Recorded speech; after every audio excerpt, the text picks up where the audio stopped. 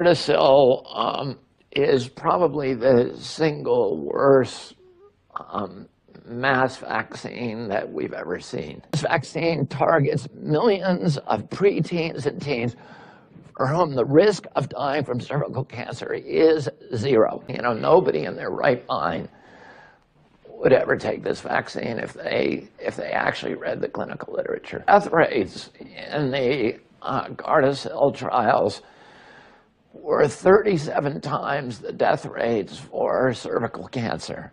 Children who take that vaccine, the Gardasil vaccine, are 37 times more likely to die from the vaccine than they are to die from cervical cancer. So the problem with Gardasil, like most vaccines, is it was never tested against a true placebo, an inert placebo. And CDC and HHS say, if you don't test it against a true placebo, it's not science. You have no way of gauging whether the injuries you're seeing from the product are being caused by that product or whether they're just bad, sad coincidences. The entity that is actually performing the study and paying for the study is Merck.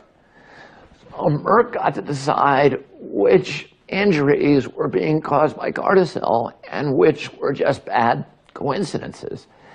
And because it had that power, it just wrote them all off as bad coincidences.